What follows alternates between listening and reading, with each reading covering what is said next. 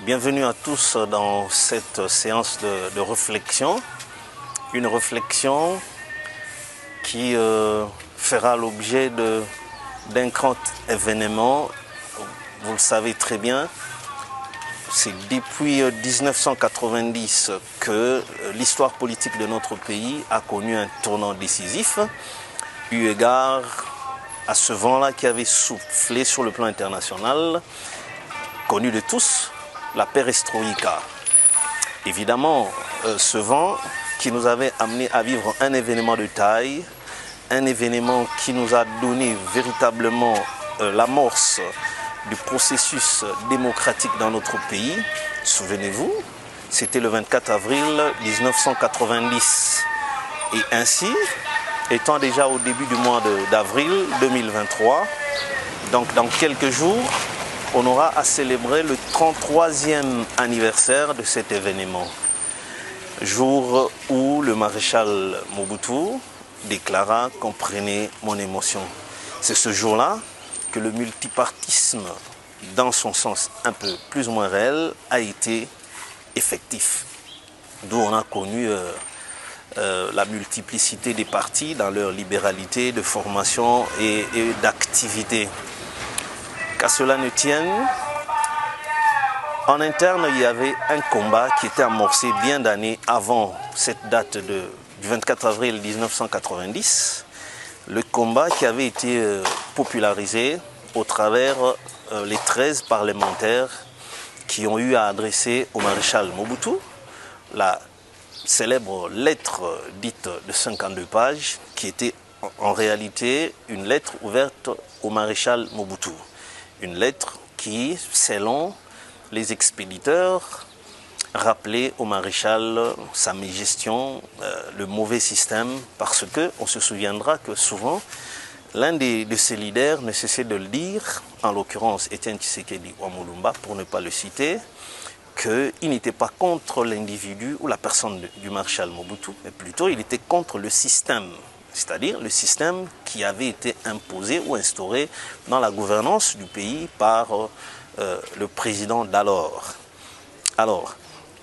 Et depuis ce temps-là, nous vivons l'époque dite de la démocratie.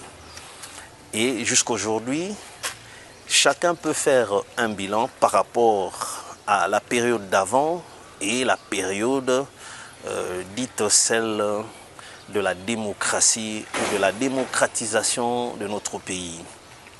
Est-ce la démocratie une valeur pour tous qui nous donne gage et garantie d'un développement, ou alors la démocratie serait une valeur qui ne viendrait qu'après que certains prérequis soient déjà établis ou soient déjà atteints? Alors, actuellement, il y a deux opinions qui se battent, qui s'affrontent dans tous les milieux, dans tous les salons, partout où se discute l'avenir de ce pays. Notamment, ici nous parlons bien du citoyen congolais qui est très soucieux de son devenir. Certains trouvent que la démocratie est une valeur qui ne devrait venir que après qu'un pays ait atteint un certain niveau de vie ou une certaine conditionnalité, que le pays se soit déjà doté de son existentialité, c'est-à-dire que le pays soit déjà bien bâti, qu'il ait une certaine normativité.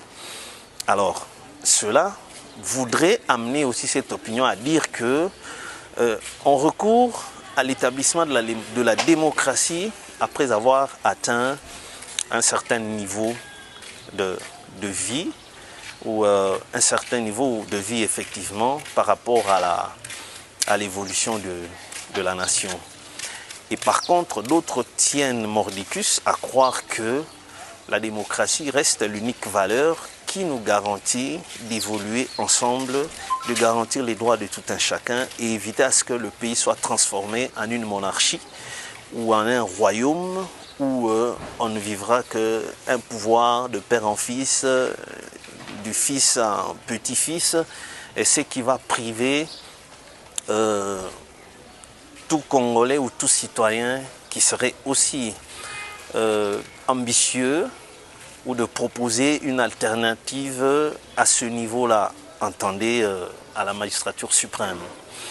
Alors, s'il faut s'en tenir aux faits, il est vrai que la démocratie a toute sa valeur, parce que toutes les grandes nations, évidemment, qui sont parties de ce que nous pouvons appeler révolution, évidemment, une procédure ou je peux dire un acte qui casse tout à son passage pour arriver à établir certaines normes acceptées par tous et qui puissent aussi par la suite garantir le vivre ensemble.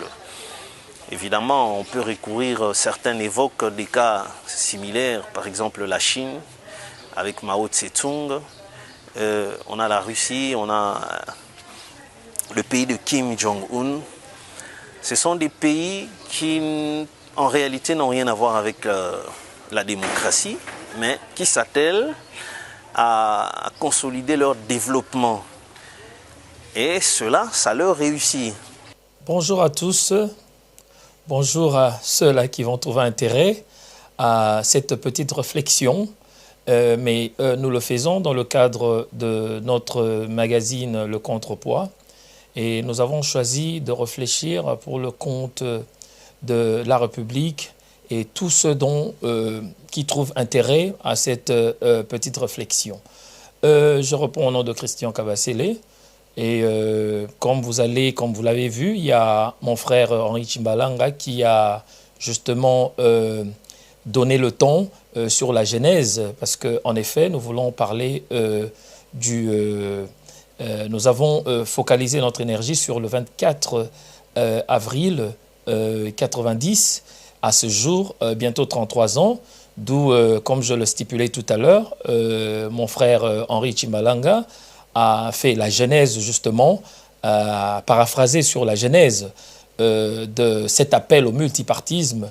Et je voudrais, ma part est celle de rentrer un tout petit peu dans la profondeur de la chose pour essayer de voir si la RDC est dans le bon ou justement dans le faux. Donc je n'irai pas pour marcher sur ce que mon frère, mon collègue et ami a déjà souligné, mais je m'engage directement à dire ici que justement le 24 avril 90 était un appel au multipartisme que nous avons confondu jusqu'à ce jour.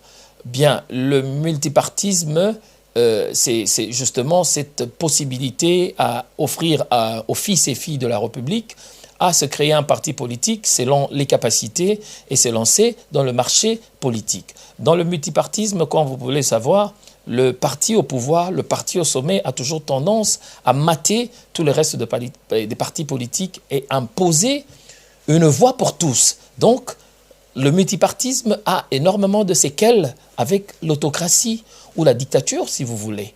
Mais voilà que depuis cet appel de 90, jusqu'à ce jour, nous nous sommes tous baignés dedans, nous avons navigué à nu dans une philosophie ou dans un concept politique que personne n'a maîtrisé.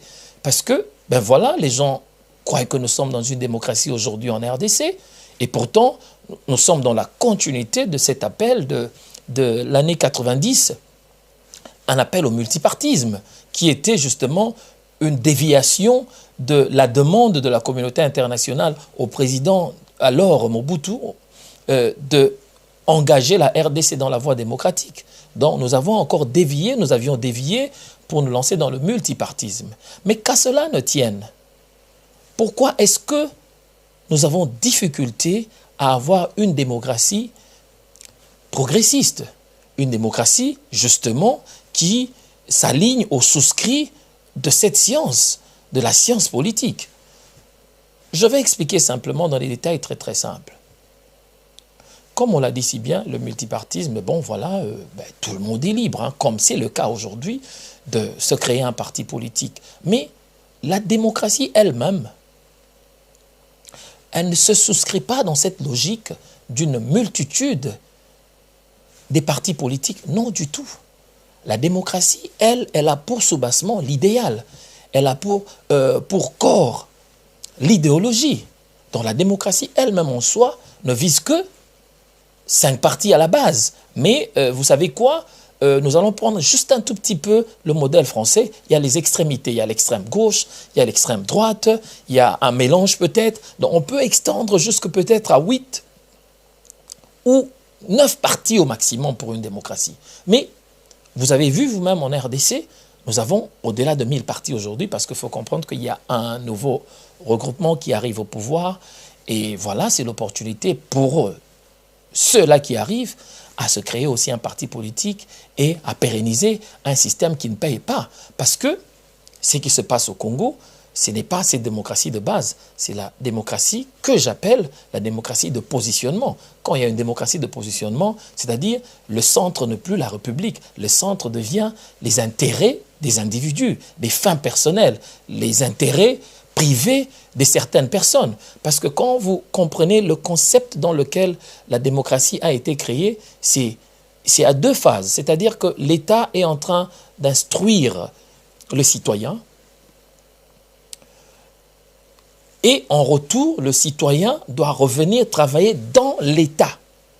Mais les canaux que l'État crée, ce sont des canaux démocratiques parce que les partis politiques à la base démocratique doivent être subventionnés par l'État. Mais l'État maintenant crée des tuyaux au sein de son entité pour donner l'opportunité aux fils et filles du pays de venir œuvrer. Et c'est de là que cette anecdote du conflit d'idées, de la collision d'idées, de l'accident d'idées que jaillit la lumière. Ça vient de là. Mais quand nous disons collision d'idées, ce ne sont pas les avis personnels. Nous parlons de l'idéologie au sein de l'appareil de l'État. Mais l'objectif, c'est toujours donner une santé la plus efficace à l'État. Parce qu'après tout, c'est l'État qui doit chapeauter. Mais vous allez voir que cette notion, cette formule démocratique de la RDC n'offre pas à l'État l'espace de s'épanouir. Parce qu'une fois que l'État s'épanouit, justement, ça va transcender jusqu'au dernier citoyen. Mais l'État est suffoqué. Parce que voilà, nous avons assisté à peine hier ou avant-hier sur la signature de la charte d'adhésion ou la charte de l'Union sacrée. Appelez-les comme vous le voulez. Mais nous revenons au même mécanisme. Pourquoi? Parce que nous nous retrouvons avec les mêmes acteurs qui ont fauté, qui n'ont pas de bilan, qui reviennent encore, et ce serait pour quelle raison? La démocratie elle-même se dit un concept politique dit d'intellectuel. Mais quand nous parlons de l'intellectualisme, ce n'est pas cette habilité des Congolais à avoir eu accès dans une institution éducative de la place ou à l'extérieur du pays, en Europe, partout ailleurs, et avoir eu la maîtrise d'une discipline particulière dans le domaine académique. Non du tout. Quand nous recherchons l'intelligence dans les démocraties, c'est l'innovation, c'est la création, c'est l'émancipation, c'est le développement, c'est le progrès. Donc là, nous parlons de l'intelligence transformateur. Ne me laissez pas vous distraire, laissez-moi revenir au point. Il faut absolument qu'il y ait rupture entre le multipartisme lancé à l'époque du maréchal Mobutu et la vraie démocratie qui se veut détachée de cette cacophonie, de cette multitude de partis politiques. C'est la confusion totale. C'est du vagabondage dans la démocratie. D'où nous insistons à signaler au chef de l'État que le Congo, nous autres, nous le soutenons, ce n'est pas parce que c'est la personne Tshisekedi.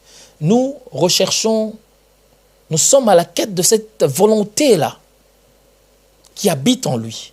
Nous voulons garder la flamme, cette flamme-là, lui mettre de sa volonté pour que partant de là, nous puissions créer des passages ou remettre la RDC sur les rails. Donc le président de la République doit dresser ses priorités dans le sens où nous ne le voudrions pas partir de la RDC comme le champion de la démocratie. Parce que telle disposée la démocratie aujourd'hui, elle est déjà fausse.